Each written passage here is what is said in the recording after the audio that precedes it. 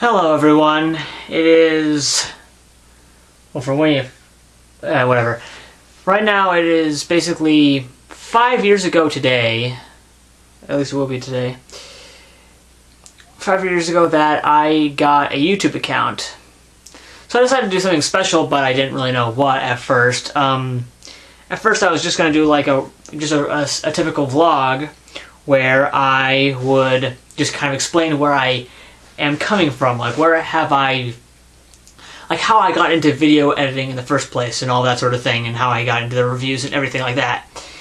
And then I decided I wanted to do something more elaborate, like at one point I suggested like doing a YouTube poop, but those things take actually a lot of effort, surprisingly, at least for really good ones. So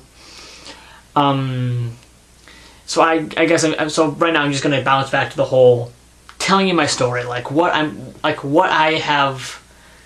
how I got into video editing in the first place. And funnily enough, everything that I've done so far kind of traces all the way back to Avatar: The Last Airbender. I'm not really joking there, actually. So I'm gonna put on some music so it's not just boring me talking. But it has to be something that's not copyrighted, so I can't play Alice City, and believe me, I love Alice City, but damn Universal Group. Why does it have to be with Universal, who are very touchy when it comes to their music?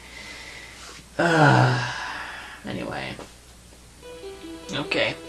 So I'll be playing some music in the background here, if that camera even picks it up. So basically how I got started into film editing, it kind of goes back to my story of how I got into the internet in the first place, really. As a kid, I was not that social, at least not very, because like I watched TV all the time as a kid, like all the freaking time. Like well, the two channels that I mostly watched were Cartoon Network and Nickelodeon. That was about it. I never watched the Disney Channel until about, until like we moved to the new house that I'm currently in right now. And basically, at one point, it's like I keep watching all these commercials, like all these different commercials between all the shows that I watch, all these different reruns that I would watch.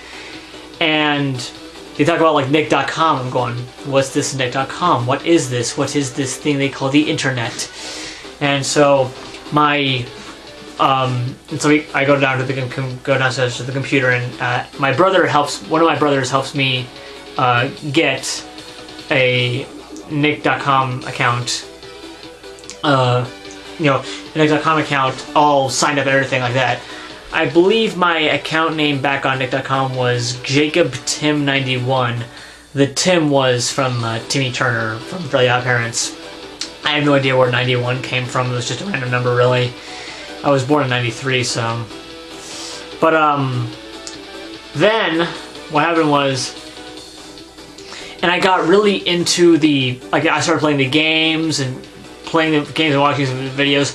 Mostly playing games. There were a lot of different games they had on there. But at one point they had the message boards. And... I can't really remember... It was... Basically what happened was I got into the message boards for All Grown Up, the Rugrats spinoff where they're like 9 years older. And that was actually the first time I ever got into a fandom, like, going around and actually that's because of that show I actually got into shipping with that show, like with that message board fandom, because like back then I was shipping Tommy and Kimmy. So it was kind of fun, like getting into certain arguments with people who shipped like Tommy and Lil. It was kind of interesting. Like I remember one message board which was about like the episode where Tommy had his first kiss, and it was like just some girl that he met at some ski lodge. And I remember there being a message board about it's like I was banging my head against the against the wall all day, going, why not Lil? Why not Lil? Why not Lil? And it's like, sure, we disagreed on like shipping, but it's like we agree. This is complete bullshit. Why wasn't his first kiss with one of his friends? It's now that I think about it, shipping in the All Grown Up and Rugrats universe is kind of but whatever. Then Avatar: The Last Airbender came out. Interesting side note, the day that Avatar: The Last Airbender premiered was the same day that I got Dish Network. And sure, I don't have I don't have the Nicktoons network channel anymore, but I do have 2 Nickelodeon channels, West Coast and East Coast. So like I was able to watch like Nickelodeon episodes 3 hours before I was supposed to. And the thing that was actually kind of funny about the Avatar: The Last Airbender message boards on Nickelodeon was that they had the general discussion, airbenders, firebenders, earthbenders, waterbenders, and fanfiction. Yes, Avatar fanfiction on Nick.com, on Nick.com message boards. I remember reading one of the fanfics, and I remember that's how I got into fanfiction. I remember one of the fanfics, like at one point, like, you know, a Katara being attacked by firebenders, and it was like she felt that she was cornered and she couldn't get to her water canteen in time, but then she felt how humid the air was, so she bent the humid air around her so she can get water and use it against the firebenders.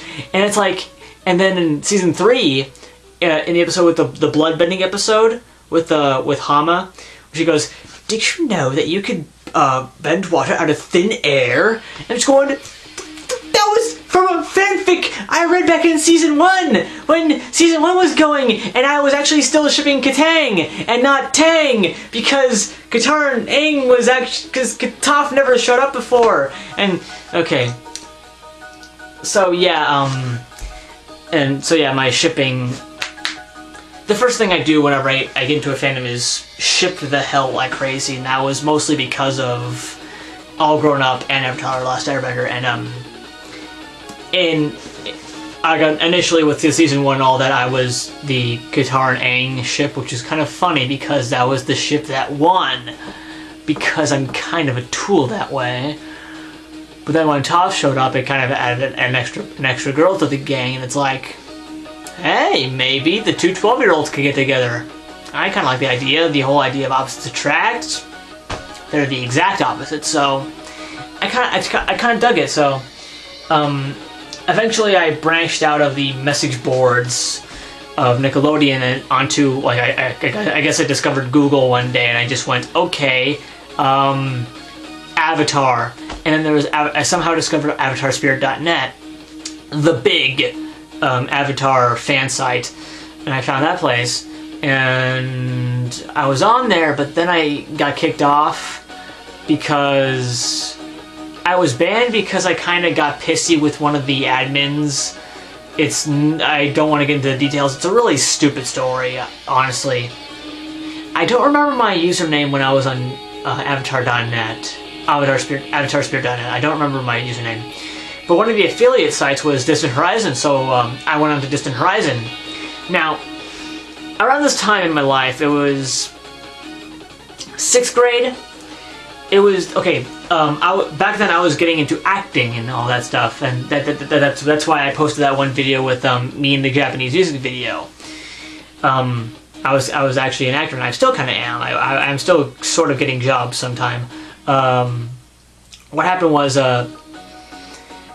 I went down to LA and lived there for about 3 months during the summer between 6th grade and 7th grade, and then I went and lived down there again for pilot season, which is like it was like February to April in my 7th grade year, and that 7th grade year, that's when I actually finally went on to Distant Horizon forums, like to get back in the forum game, and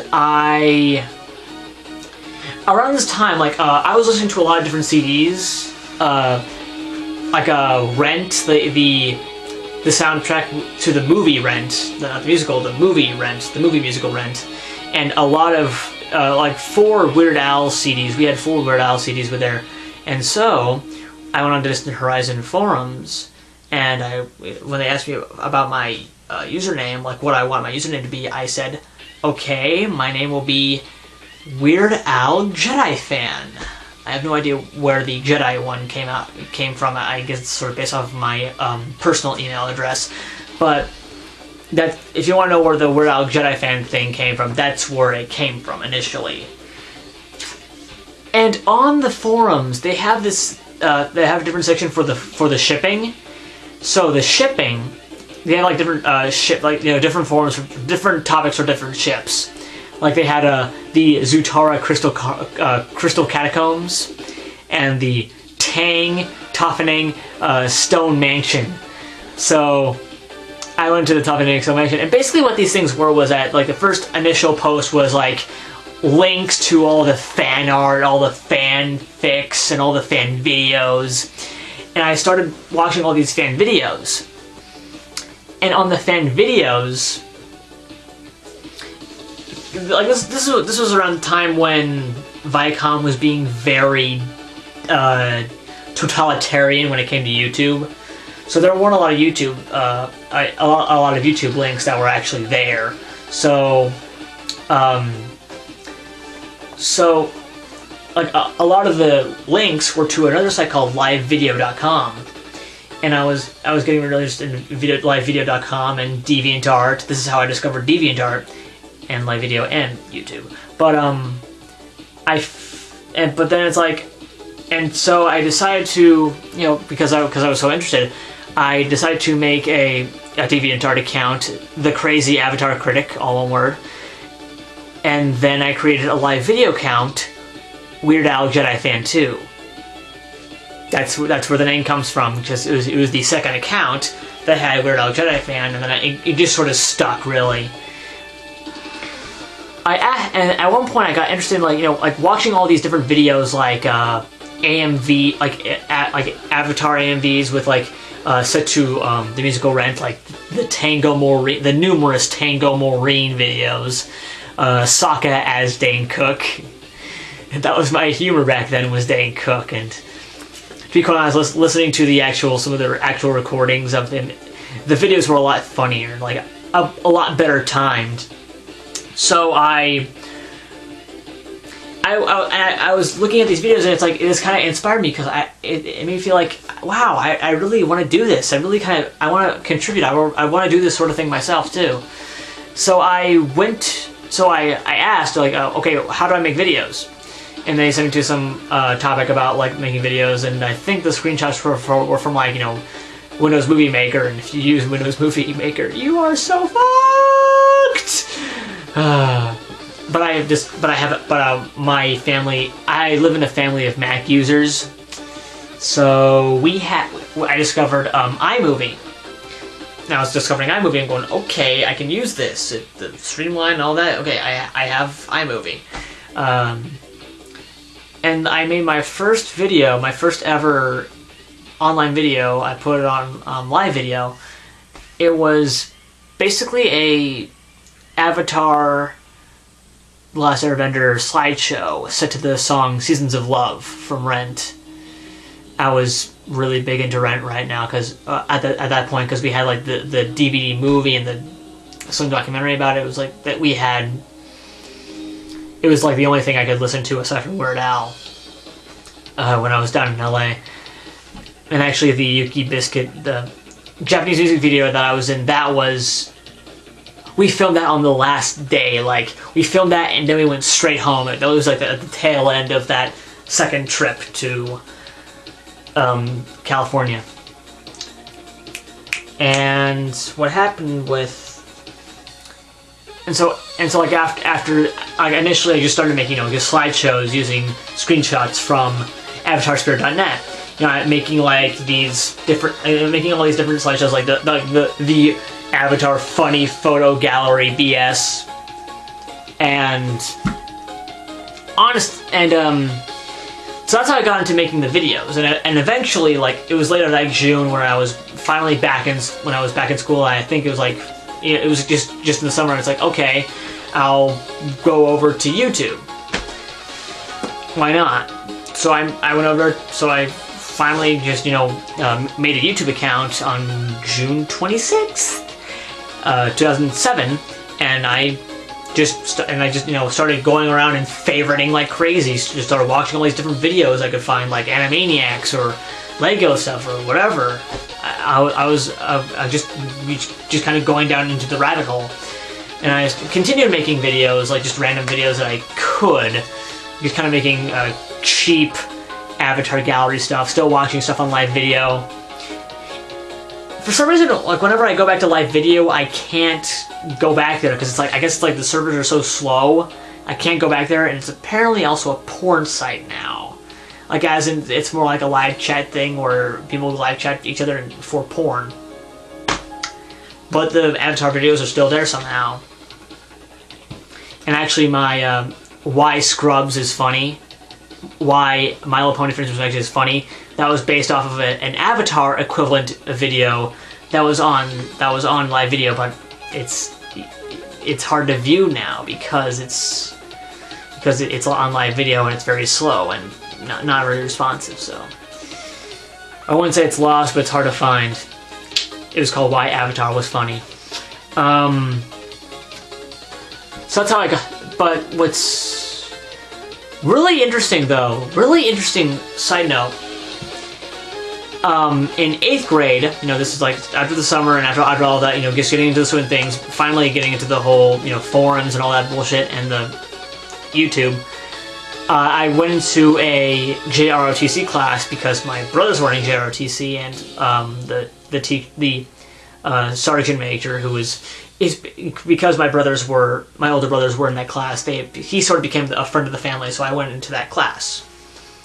And we were sent out during class to, you know, do drill sets. I was actually one of the squad leaders, so we just decided to go do drill sets. And I was do drill sets, and I was going to, you know, start commanding them and all that stuff, and just kind of briefing them, talking to them about or whatever. And then the only girl in my group, in like a 5, it was like a group of 5 really. So the only girl in my group, like just randomly out of nowhere, and this is like, you know, early in the morning, cold, and it's like she randomly asks, "Hey, do you have a live video account?" I'm going, "Yes." Now, can I please talk? Oh, I'm trying to, you know, direct this. So yeah. So she asked me if I had a live video account.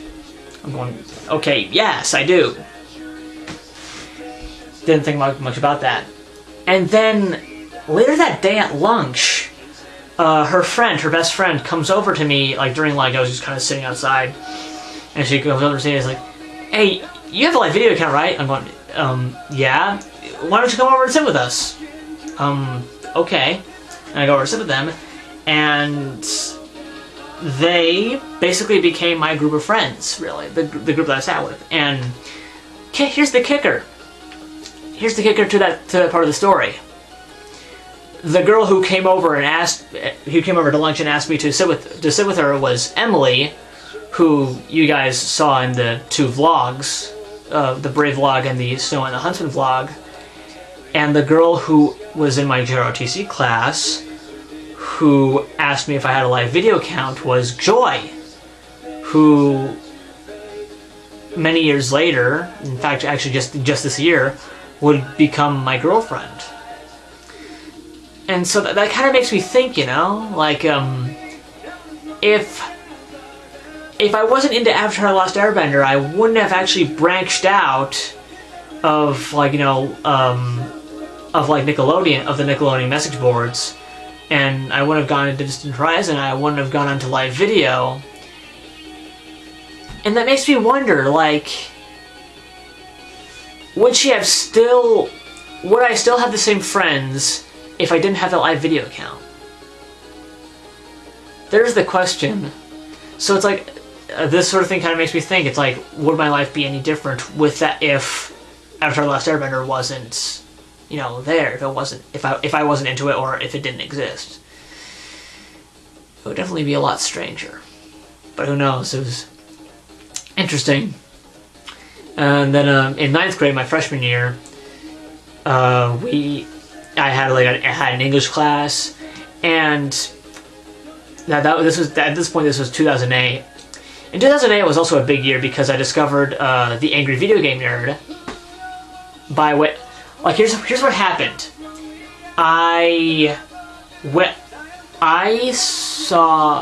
Here's what happened.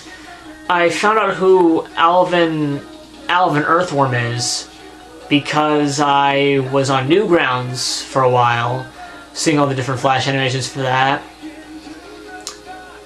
And I discovered, I stumbled upon the Super Mario Brothers Z thing that he does. And then I went on to YouTube and I found his YouTube account, and he started doing all these different YouTube poops, which are really funny, by the way. And I found one, like, he did one of Chowder, and he did like one of like this weird, basically, okay, he replaced all of Schnitzel's lines with this guy who was like just swearing up a storm and all that crap. And I somehow find out, like, through that YouTube poop and through all that stuff, it was the Angry Video Game Nerd. It was James Rolfe. So I discovered who James Rolfe was. And around this time, it was like the Star Trek review was his newest review. So, okay, I discovered who the Angry Video Game Nerd was, and I was watching all his videos and all that crap. And then at one point, he does a video about the Nostalgia Critic. I didn't actually go into the Nostalgia Critic immediately after that. So, eventually I discovered the Nostalgia Critic, and I started watching all his videos, and just kind of doing that. And then also eventually I found out who the game Overthinker was, Bob Chipman, Movie Bob. And so basically it was a big year because I discovered the people who are the biggest influences of my biggest influences, at least with the internet. And this is going to be a long upload. Shit. But, so what happened was, near the end of the trimester, the final project in my English class was, like, we were learning Greek mythology, and she wanted us to do a Greek mythology project, like a video project. And the example she gave for everyone to do was like a news sort of thing, but those people had gone into different teams. I worked with different people, and I worked alone. So I asked, okay, I'm working alone, can I do like this sort of review sort of thing? I'm going, and she went, okay, you can do whatever you want. It's a video project. You can do whatever you want. You don't have to do the news thing. Okay, cool. So I decided to do a Nostalgia Critic style review of the Disney movie Hercules while comparing it to original Greek myth. That's how that happens. And she was actually kind of blown away by it. Like, she really liked it, gave me 100%, by the way. And so, like, because of the good feedback, it gave me the confidence to, upload it to YouTube in 2 parts. And I got some good feedback for that review. Like, because people seemed to like it. So it's like, okay, I really want to get into this. So I got, like, I borrowed one of my dad's cameras, and I didn't really write a script for the Returning Jafar review, but I filmed and I edited. I figured out how to edit, and I edited the Returning Jafar review, and then the Five Goes West review, and then the Small Soldier, and the rest is history from there. That's what happened. That's how I got to be where I am today. As for why I'm into ponies, that you can blame mostly Ramjet 94 for that. Or CR. Actually, I think it was like Ramjet 94 showed me a video that CR, A Familiar Faces did, and the video involved, like, okay, the very last bit, it's in the same style as PMV Madnesses that I do, but the very last bit that he did was Fluttershy, like a pony who I would later know as Fluttershy.